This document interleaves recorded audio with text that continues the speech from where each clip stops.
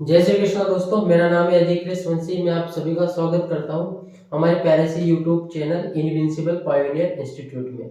उम्मीद करता हूं आप सभी अच्छे से होंगे और राजस्थान की जितने भी कॉम्पिटेटिव एग्जाम आ रहे हैं उनकी आप ईमानदारी से और अच्छे से तैयारी कर रहे होंगे। हमारा टॉपिक चल रहा था दोस्तों राजस्थान में किसान आंदोलन। हम बिजोलिया किसान आंदोलन के बारे में पढ़ चुके हैं, बेगू किसान आंदोलन के बारे में पढ़ चुके हैं, बूंदी का बरड़ किसान आंदोलन के बारे में पढ़ चुके हैं, अलवर किसान आंदोलन यानी कि नीमूचना हत्याकांड के बारे में हम इससे पिछले वाले वीडियो में पढ़ चुके हैं। इस पर्टिकुलर सेशन में हम चर्चा करना चाहेंगे अलवर भरतपुर क्षेत्र में हुए एक विशेष किसान आंदोलन के बारे में जिसका नाम है मेव किसान आंदोलन। तो बिना टाइम वेस्ट किए चर्चा प्रारंभ करते हैं। उसको क्रमांक 4 दिया था अलवर वाले को, तो इसको क्रमांक में 5 दे रहा हूं। मेव किसान आंदोलन।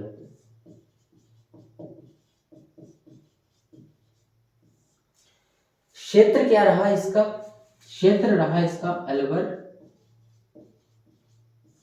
भरतपुर, अलवर भरतपुर क्षेत्र। सबसे पहले हम ये समझने की कोशिश करते हैं कि मेव क्या होते हैं।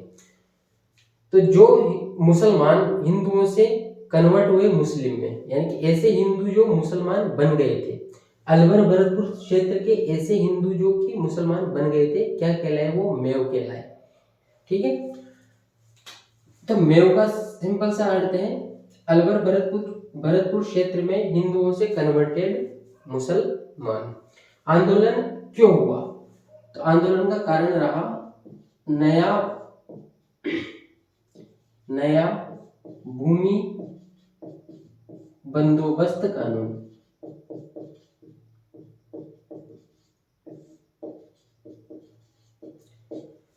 नया भूमि बंदोबस्त कानून जारी किया गया। अब इस नए भूमि बंदोबस्त कानून में किसानों को ज्यादा लगान देनी पड़ती थी, भेंट बेगार वगैरह भी ज्यादा देनी पड़ती थी, और भी ऐसी बहुत सारी चीजें थी जो कि किसानों के शोषण का माध्यम बन सकती थी। इस वजह से कहा जाता है कि इस आंदोलन का प्रारंभ होता है, लेकिन इसके साथ में और भी बहुत सारे कारण हैं जो कि आंदोलन का कारण बनते हैं।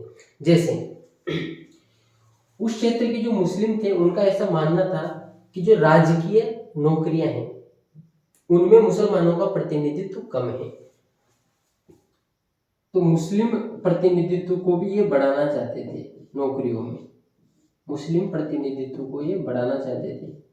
और क्या डिमांड थी इनकी?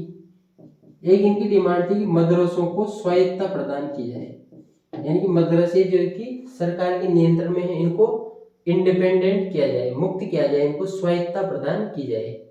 इसके अलावा इनकी मांगे थी कि उर्दू भाषा को राज्य में प्राथमिकता दी जानी चाहिए। तो इन सभी मांगों को लेकर अलवर भरतपुर क्षेत्र के मेव किसानों द्वारा ये आंदोलन प्रारंभ होता है। एक संस्था है दोस्तों, उसका नाम है खादिम उल इस्लाम,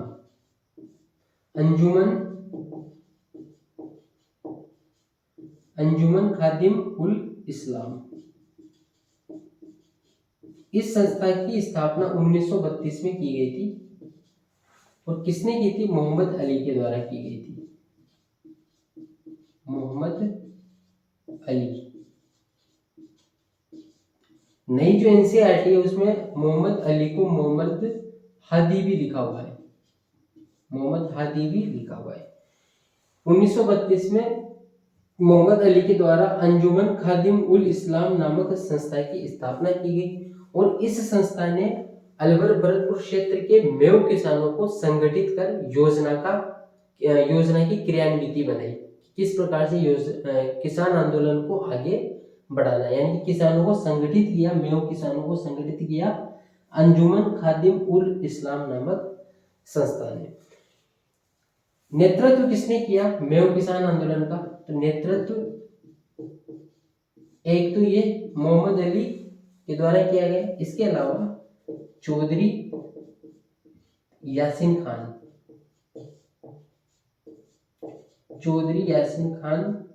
तथा मोहम्मद अली के द्वारा इस किसान आंदोलन का नेतृत्व किया गया।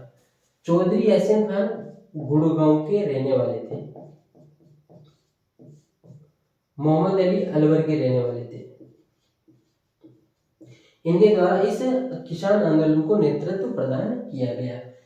अब आपके दिमाग में ये प्रश्न वाजिब है कि चौधरी यासीन खान का संबंध अगर गुड़गांव से है तो वो अलवर भरतपुर में मेव किसान आंदोलन का नेतृत्व कैसे कर रहे थे। इसका सीधा साधा कारण है कि ये जो गुड़गांव क्षेत्र था ये भी उस समय अलवर भरतपुर क्षेत्र के बिल्कुल टच में था और इस क्षेत्र में भी मेव किसान रहते थे, यानी कि मेव जो किसान रहते थे वो अलवर भरतपुर तथा गुड़गांव क्षेत्र में रहते थे। वो पूरा इलाका एक ही था।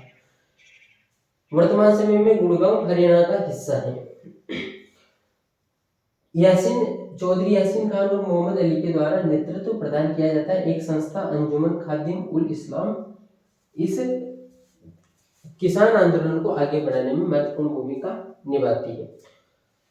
अब इस संस्था प्लस इनके द्वारा जब नेतृत्व प्रदान किया गया तो इन्होंने एक बात बोली कि हम अब खरीफ की फसलों का लगान नहीं देंगे, खरीफ फसलों पर लगान, खरीफ फसलों पर लगान अब हम नहीं देंगे।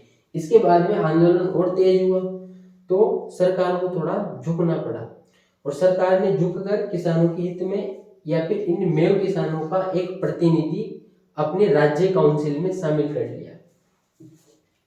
राज्य काउंसिल जो थी,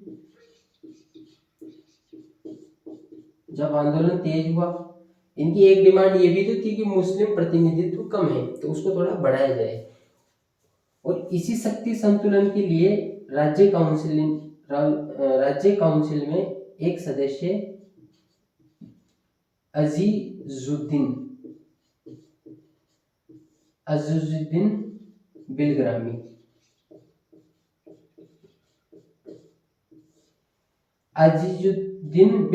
को राज्य की काउंसिल में शामिल कर लिया गया। लेकिन उसके बाद भी आंदोलन शांत नहीं हुआ और बल्कि आंदोलन बढ़ता ही गया। उसके बाद में क्या हुआ तो फिर ऐसा माना जाता है कि उसके बाद में इस संपूर्ण आंदोलन ने सांप्रदायिक रूप धारण कर लिया। पूरा आंदोलन कैसा हो गया, सांप्रदायिक हो गया,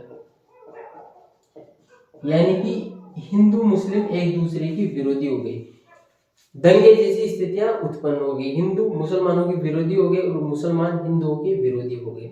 और उस समय जो अलवर का शासक था जयसिंह, ऐसा माना जाता है कि उसने हिंदुओं को प्रश्रय दिया और मुसलमानों की खिलाफत की।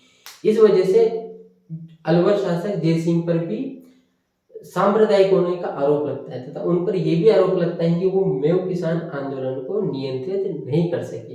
इस वजह से ब्रिटिश सरकार अलवर शासक जयसिंह को अलवर से यूरोप भेज देती है और 1933 में भेजती है। उसके बाद में वो यूरोप ही रहता है और यूरोप के पेरिस में, फ्रांस के पेरिस में उसकी मृत्यु हो जाती है 1937 में।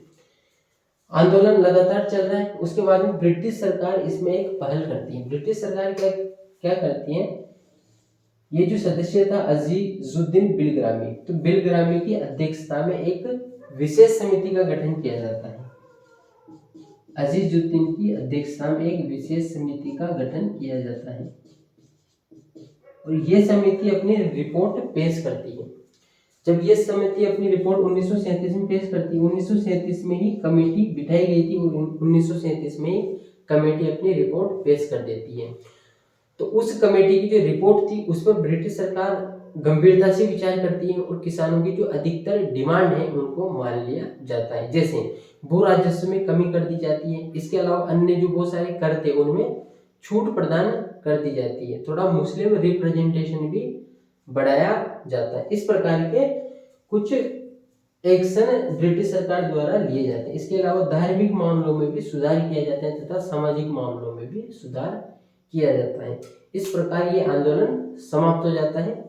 तो आज हमने चर्चा की है मेव किसान आंदोलन के बारे में, जो कि अलवर भरतपुर क्षेत्र के मेव किसानों द्वारा इसका नेतृत्व किया गया, आंदोलन प्रारंभ किया गया। उम्मीद करता हूँ कि ये पर्टिकुलर क्लास, ये पर्टिकुलर सेशन आपके कॉम्पिटिटिव एग्जाम के लिहाज से महत्वपूर्ण रहेगा। वीडियो को अगर आपने पूरा देखा है तो उसके लिए आपको धन्यवाद। Thank you very much.